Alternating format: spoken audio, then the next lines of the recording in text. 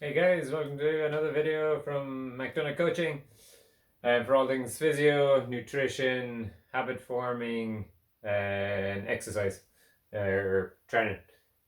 So I wanted to talk about setting up your environment to make it easier for you to train and get into good habits, whether it's training or nutrition or reducing bad habits.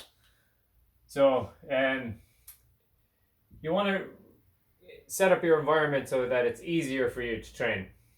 So, for example, I write it on this wall. I'll move this to the side, and this is where I do my handstand overhead push-ups. And so I always keep this space free so that I don't have furniture in the way. So I'm not moving furniture back and forth every time I want to do the exercise. I've got my pull-up bar behind me, so I kind of train in this end of my bed. I've got bits and bobs in my room that I can train with, weighted vest and stuff. It's not tucked away. It's not in my shed or in another room or tucked underneath the bed. It's easy accessible. So wherever you're training, just make that environment nice and easily set up so that you don't have to spend loads of time setting up, essentially. Because again, we're gonna do what's easy. If say you don't like training at home and you like to go to the gym, make sure it's easy to get to, or like it's on the way to work or the way home from work. That it's not that you're not driving 3 miles out of your way, or better still, cycle to work so that you're getting exercise on your way to work rather than driving, which is what I do. And then if you are going to the gym, cycle to the gym. That's your warm up done. Into the gym, crank out your session. Bike home can be your cool down.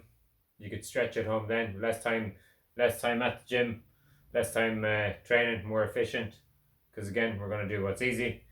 Because you want to be consistent with your training to see results. Doesn't matter what program you're doing. If you're not consistent, then who gives a fuck? Same thing with nutrition.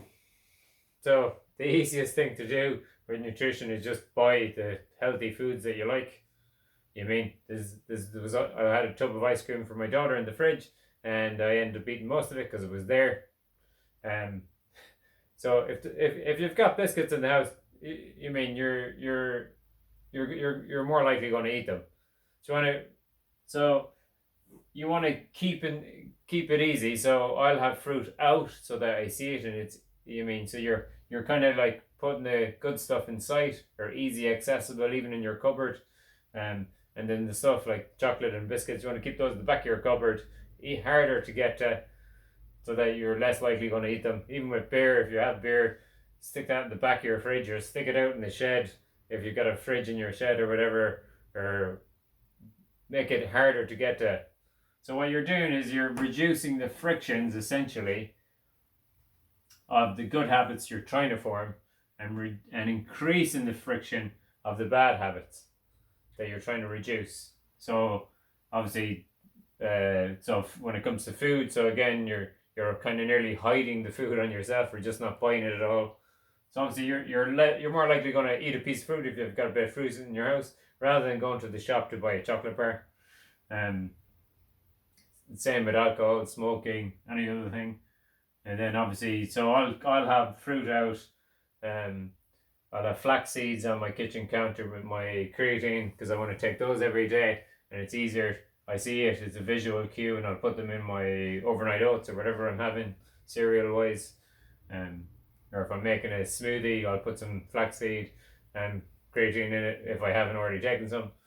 So I'm making looking at friction.